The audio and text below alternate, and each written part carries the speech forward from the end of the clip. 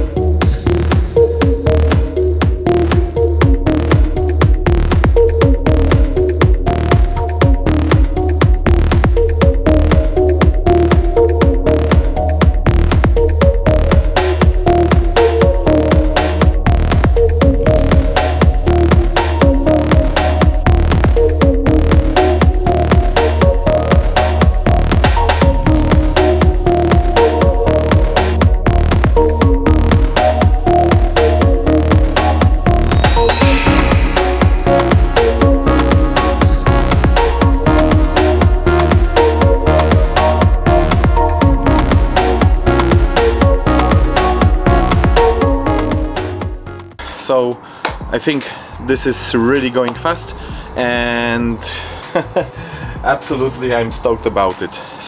Alright, so the way we make the insulation, generally for all of our vans, it doesn't matter if it's in Europe or in the States, we have specially designed mats that they are self-adhesive, so we install them all everywhere on the body, so that prevents the van first of heating up, second, in the winter time obviously it keeps the warmth inside, but the most important part is that all of the humidity stays.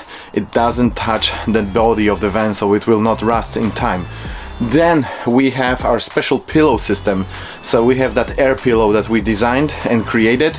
That's a multi-layer material with Thinsulate in it, but that's all like in layers. It's about 13 layers of Thinsulate, aluminum foil, then another material that is really great for super hot weathers, but also again for super cold weathers. So our vans are made to meet the extreme temperatures, and they're prevented from all of the elements. And then the whole structure is closed with reflective foil, like you see here. Everything. That's a lot of man hours. That's really a lot of man hours to do that. That's very time-taking job. But as you see, all of these pillars everywhere, and what you don't see here, all of that underneath the wall panels, we have all of them closed with that. So first of all, you know, the heat is reflected, same as the cold, but what is for the most important part for us is that we close all of the air channels. It means that after a couple of years, when this van will be used in extreme temperatures, like for example a lot of cold areas, then if there is any humidity inside anything, the smell does not come into the inside of the van. And also, like, you know, the dirt, the dust from driving, for example, in any desert situations. So all of the channels are closed, every single piece of open, like here, like we have some hole here and there, everything is closed tightly, so we don't have any smells, any dust, any dirt, any mold coming up to the van. So the van is perfectly insulated, and that allows us to have this quality of the build. Again, as I said, time-taking job, but very well worth doing all of that. So our shower cabin, it is a monocoque. It is fully aluminum made with the anti-slippery dots wherever you see them on it, and this is how we do them in Europe. So we bring all of the European style and philosophy to the American market. We believe that a van should have a little shower, small convenient shower. That's the biggest shower that you can put in that type of van on 144 that we just installed in here. And this allows me and bigger guys as well to do it in comfort. But if you are a smaller person, you have a lot of space here. So there will be a portable cassette toilet, because we don't open the you know, there is a connection of the bodywork of the Sprinter, and if we would like to make a cassette toilet, we'll have to like cut it out. I don't want to do that. We want to leave all of the original connections of the body. We don't want to, you know, stress the body. We want to weaken the body. So it is possible to heat the shower cabin in the winter time, but also because of the hooks that you have here and everywhere, you can actually use it for drying your clothes in the winter time. So if you're a sporty guy, you like to go skiing or snowboarding, or for example you use your snowmobile and you are after the whole day of, you know, doing the sports, then you come, you shower in a nice warm shower cabin, you wash off all of the, you know, things that all of the sweat that you gained through the whole day, and then after all you just put your wet clothes in. There is a vent, there is a Webasto inlet there, and you can dry all of your clothes, even boots, everything. So we have some baskets for some utensils. We have a little sink for your toothbrushes, for brushing your teeth, sorry. Yeah, so this is one of the most important features of all of our builds that we want to incorporate in all of our vehicles. There are always showers, always. Again, another thing, we have some side pods here. They're also made in Europe by Dark Expedition. Well, we had some issue with them and they got damaged during the transport, so we are waiting for new ones, or we will choose some American ones. We don't know yet, it all depends from the time. But here we have the flare spot, so a person like my size with 183 centimeters to 195 centimeters will sleep easily in here. Everywhere where you use your things like laptops, phones and everything like that, we have chargers. We have two USB chargers, one is USB-C, one is classic USB. We have one 10-volt plugs, on the both sides, so if you are enjoying your time in your bed, you can always plug your devices, charge them, and have all of the power. In here also we install always reading lights, you know, LED touch lights, so for that climate, for the good visibility. And here we will have, above the bed, we will have the pneumatic air conditioner, because obviously we are in California and it is actually very hot in here. Like 2 weeks ago there was like really 102 Fahrenheit, so that was extreme hot, so the air conditioner here is a must-be. And then we have the entrance to the roof. The roof is just folded like that, you know, this will not be like it. So we have the entrance to the roof, we will do that later. We will have windows with sliding possibility, and here we have space for two homologated and fully secured Isofix seats that we also brought from Europe, from one of our local producers. And we will have some nice leathers made at our shop. So a lot of things done. The whole build breakdown will be in the last episode when it is all ready. I will talk about every detail, but this is what we came up with in the last 1.5 weeks of the build, just under the palm trees. That's actually very crazy because, yeah, as I said before, we have palm trees, we have everything. It's a really cool place to work. I know it's not like professional, but we have prefabricated everything in our professional shop, so actually everyone who would have our prefabricated units could do that as the same quality as we do. So this is why we are not afraid that the quality will be bad, because we have our pros who are installing it, and we have every of our pro unit that we install usually, so it goes really perfectly, very beautifully. But that you will learn in the last episode and the build breakdown.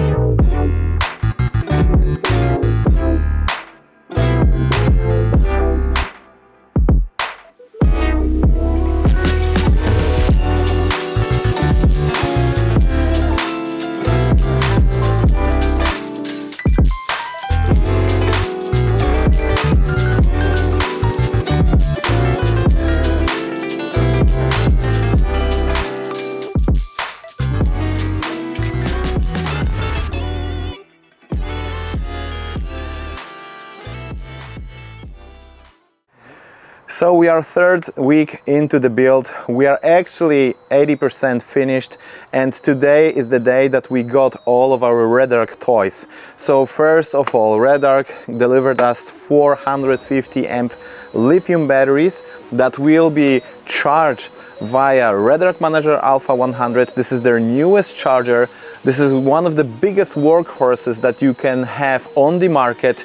This allows you to charge DC-DC, solar, shore power, and also it allows you to disconnect the batteries between themselves. So this means that your house batteries will never discharge your starter battery, but also whenever you kill your starter battery by any means, by any accident, you will be able to charge the front battery from Manager Alpha to the front and start your van if you are somewhere stuck, you know, in situation where you are far away from home, nobody is around you, and you really don't have the power to start the van.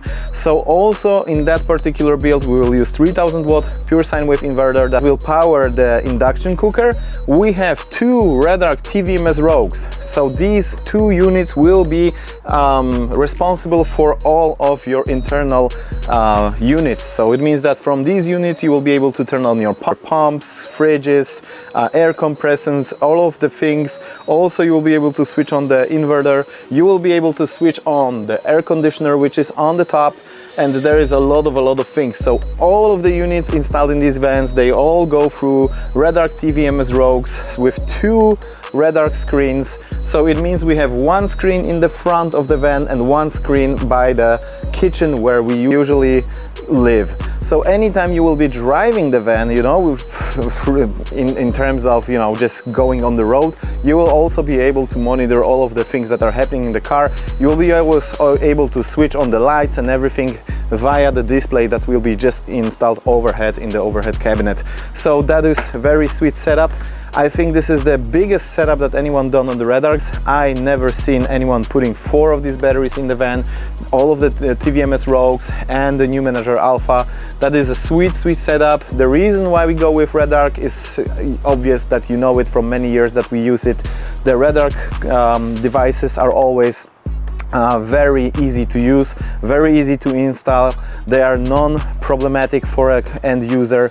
You don't have to think about it that you have some kind of electronical system. You just drive your van. So the customer who decides to go with us and with the Redarc electronics, he always has that simple, very high-tech but simple van that he just uses, and he does not have to think about anything else other than using the van.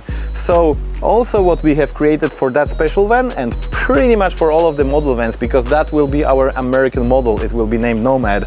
So the whole thing is installed, the batteries are installed behind that display here, which at the moment is not finished, obviously. Anytime you will like to take a look what's happening with your batteries, or you need to do some maintenance job, you will be able to open it, take a look at the batteries, and also close it.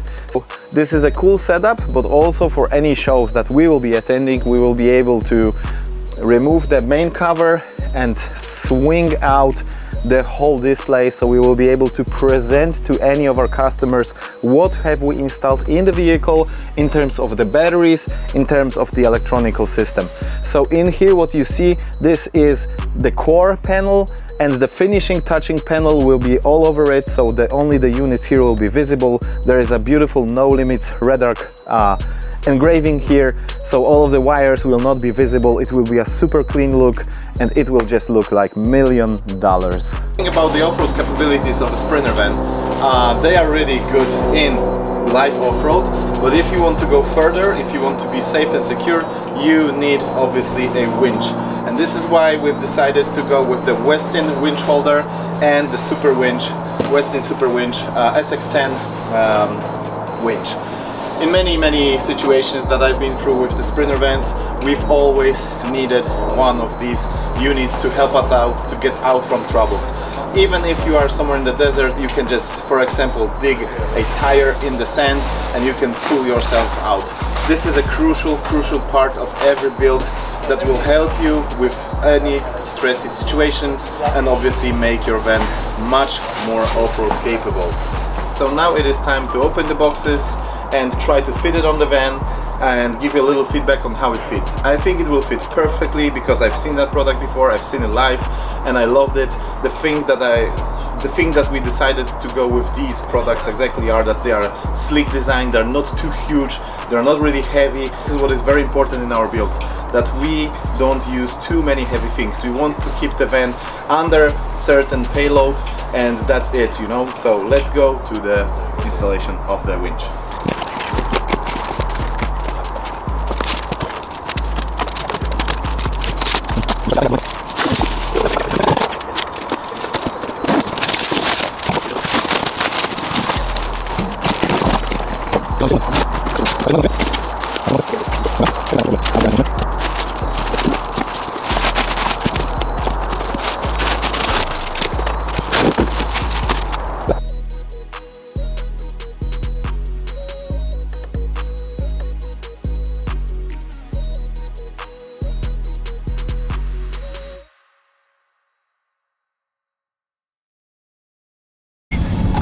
Alright, so look what's there.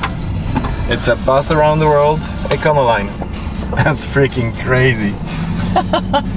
This is the van that Karol and Ola drove across the United States from Chicago all the way through Route 66, Idaho, Montana and stuff like that.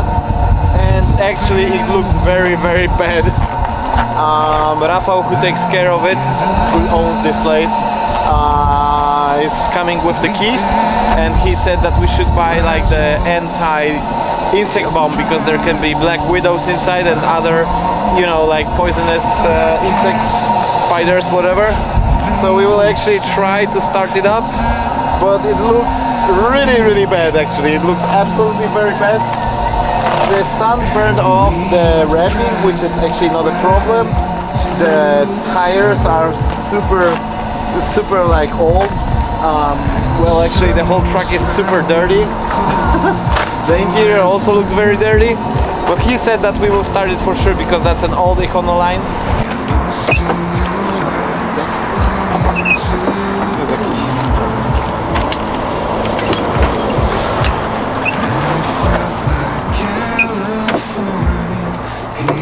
Teraz taki, wiesz, ładny spatynowany. O, przez świat. Widzicie? Ja. Jak to ma jakiś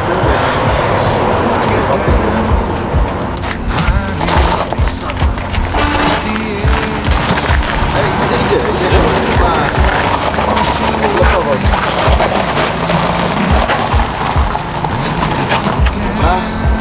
To co? Akumulator z przodu. Tak, z przodu. No to ja mogę podjechać. Słucha?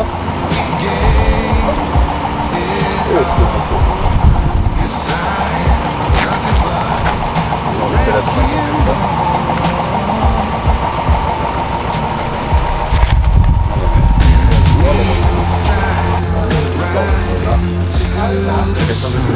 Oliwę musimy wziąć, tak? Tam jest niewiele tego kulera, nie? Czy tylko pewnie nie mają tutaj spróbek. A tam było coś na dnie? Było. Podejście numer 2. Podejście numer 2. Gdzie mamy tutaj oily jest.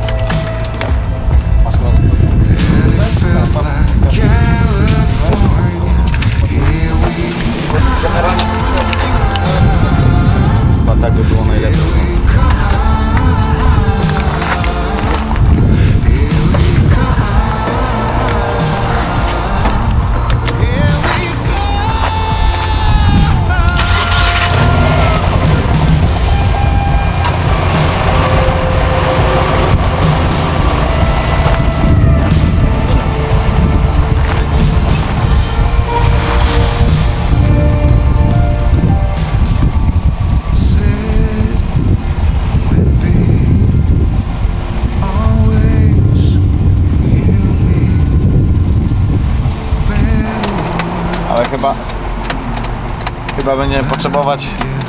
Chyba będziemy potrzebować poważnego samochodu, a nie Subaru.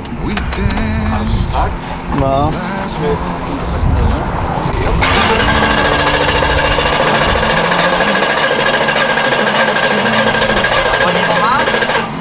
Ma paliwo? Ma. Z gazem może, wiesz? Tak. O, wszedł. Jeszcze raz? Jeszcze raz.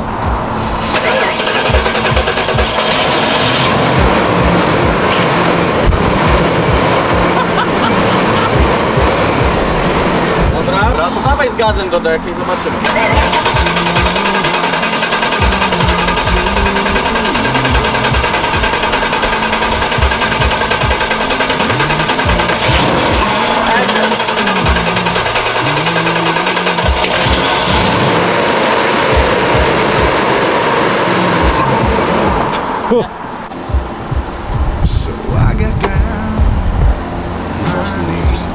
No kurde, szkoda, że nie wiem, które skóry.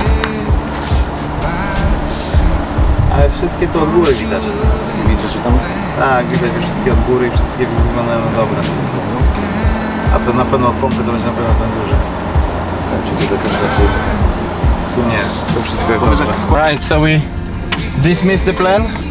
as we tried to start the van, but unfortunately it actually started. We bought some oil. We actually bought 2 gallons of oil. 1 gallon went into the engine.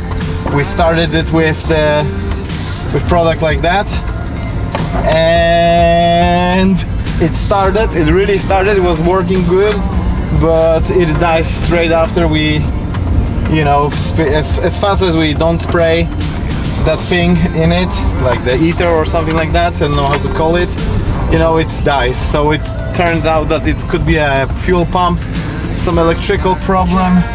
So we leave the thing today, we leave the van here, and we will think about if we want to start it or not, because it might be that the cost of starting that van will be as high as buying one, or you know, just renting one for our needs. So it was cool to see it anyways, because that's part of our history also, of the heritage of AVC, because we've made their new van, the Bus Around the World guys, you know, we made them the new van, and we worked on their old van, so it's part of the history, and for now that ends as a history.